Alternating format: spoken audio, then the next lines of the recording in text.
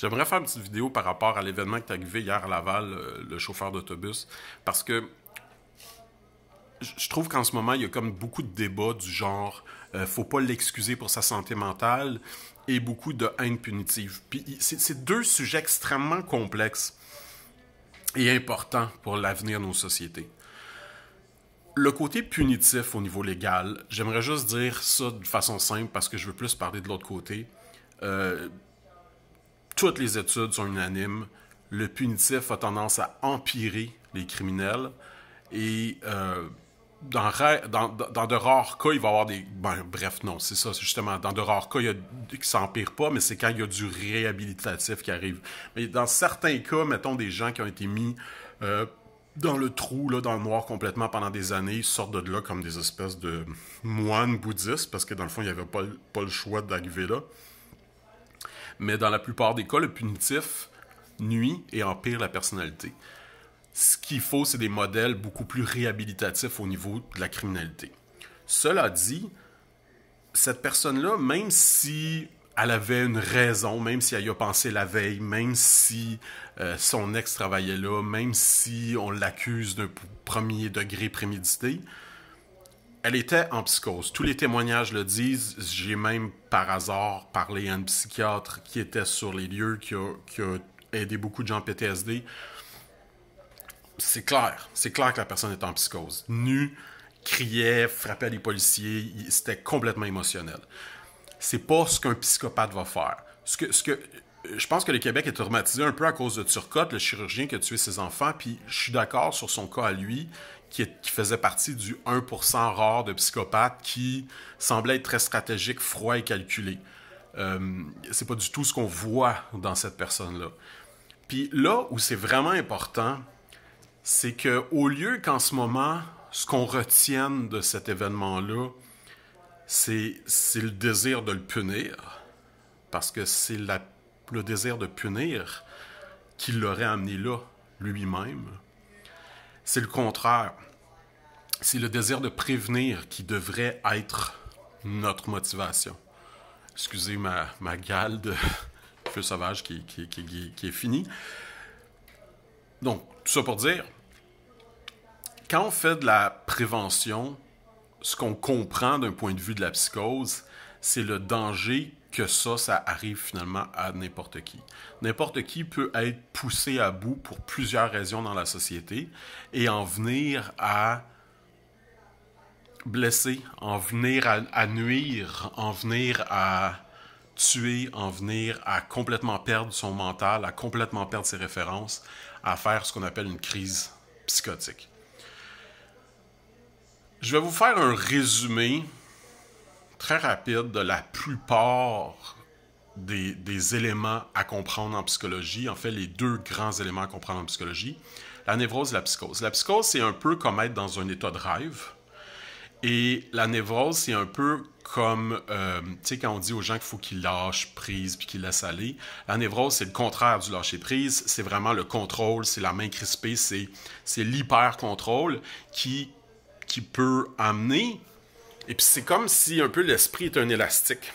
Fait que c'est comme si plus tu contrôles, plus tu deviens tendu, plus c'est possible que l'élastique brise, puis que tu rentres dans un monde où il n'y a plus de raison. Donc la névrose, c'est comme l'ultra-contrôle. L'ordre, puis la psychose, c'est le non-contrôle, le désordre. Et c'est comment ton esprit peut éclater. Donc il y a beaucoup de signes précurseurs d'une psychose, mais souvent ils sont plus du côté de la névrose. Puis c'est ça aussi, je pense, qui confond les gens dans ces notions de prémédité puis tout ça. C'est que les gens peuvent être dans un état névrotique où ils sont tellement frustrés qu'ils voient plus clair, puis qu'ils voient juste la haine, puis ils voient juste la vengeance, puis sont comme obsédés. Mais ils le feront pas parce que, comment dire, sont pas irrationnels encore. Fait qu'ils sont très conscients des dangers de le faire. Un psychopathe aura pas peur des dangers de le faire et va être très calculé et froid et méthodique. Et donc, autrement dit, il peut être un excellent assassin, meurtrier en série, etc. Parce qu'il va jouer ça comme un jeu, puis il va laisser seulement les indices qu'il veut pour sa signature, puis whatever. Et donc, il va être difficile à capturer. Le névrotique qui pense à sa vengeance va juste haïr, perdre le contrôle, et puis là, l'acte dangereux peut arriver. En fait, le névrotique va souvent avoir peur de poser l'acte, et c'est seulement en psychose qu'il va le poser comme il le poserait dans un rêve, comme justement dans un rêve, il peut constamment penser à le poser, tu sais. Donc bref, tout ça pour dire, peu importe comment que nous, en tant que public, on l'analyse au niveau de est-ce qu'il est apte à subir un procès, c'est en analyse finale pas vraiment intéressant, pas vraiment important. On ne pourra pas ramener la vie de ces enfants-là, qui sont effectivement très tragiques, là, qu'on ne pense pas que mon analyse intellectuelle nie cela. J'ai un enfant de 6 ans, puis anyway, je ne veux même pas en parler. Mais c'est la possibilité d'éviter un prochain phénomène similaire. C'est pas obligé d'être dans une garderie, ça peut être juste quelqu'un qui prend son auto, fonce sur des passants, prend une arme blanche, se met à poignarder du monde dans un métro, whatever. Tu sais, ces crises psychotiques-là peuvent arriver un peu n'importe où. Et oui, il y a souvent une espèce de logique qu'on peut voir, tu sais, comme, je sais pas, moi, mettons, mettons, la personne était frustrée de ne pas avoir d'enfant, ou était frustrée après son ex qui travaillait là, c'est une rumeur qui court, je sais pas si c'est vrai, là, je pense pas que c'est vrai, je pense que c'est une rumeur, mais peu importe. Tu sais, s'il y avait quelque chose comme ça, mais c'est un peu comme dans un rêve, tu sais, si, je sais pas, moi, si tu taillis ton ex, puis tu veux absolument la tuer, ben ça se peut que dans tes rêves, tu le fasses. Un peu de la même façon, ça se peut que si tu tombes en état de psychose ou tu perds complètement le contrôle, tu le fasses. Et puis, sans vouloir entrer plus longtemps dans les détails, en gros, faut aller chercher de l'aide, puis faut aussi le dire puis le signaler. C'est important de parler de santé mentale, notamment pour être capable, à quelque part, je vais le dire d'une façon un peu plate, est-ce que ses collègues le remarquaient au travail? Une usagère, une fille qui utilisait son autobus disait qu'il n'était pas le genre à dire allô, tu sais. Est-ce que les gens remarquaient qu'il était de plus en plus lone wolf, de plus en plus isolé, de plus en plus dans sa tête, puis de plus en plus sur le bord d'une crise psychotique? Puis quand j'ai utilisé le mot lone wolf, ça m'a ouvert une autre parenthèse, celle des terroristes. Les terroristes, ça existe. L'un n'exclut pas l'autre, mais en général, il va l'exclure. Par contre, il faut comprendre que quand il y a un attentat terroriste, il est revendiqué. Sinon, il n'y a pas vraiment de but à ça, tu sais. Donc, est-ce qu'un individu peut volontairement vouloir répandre la terreur et donc correspondre à la catégorie terroriste? Peut-être, tu sais, peut-être qu'il est influencé par les incels, peut-être.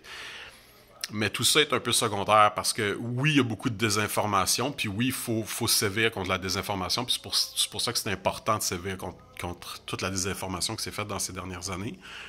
Mais ultimement, une personne qui va exploser de sa névrose vers la psychose va, tôt ou tard, fouiller pour trouver une littérature qui va faire une chambre d'écho à sa propre détresse. Et donc, comment dire, autant qu'on pourrait vouloir cacher ces savoirs-là, une personne frustrée de son célibat imposé par les femmes castrantes va trouver d'une façon ou d'une autre la littérature qui va l'encourager dans son opinion et provoquer peut-être même la psychose. L'important, c'est de reconnaître les signes qui mènent à ça et quand on est proche d'une personne comme ça, l'inciter à consulter avant qu'il soit trop tard. C'est ça que j'essaie de dire, en fait. C'est que le punir, lui, c'est une chose, mais si en tant que société, on est capable d'éviter des centaines de phénomènes similaires plus tard, c'est mieux.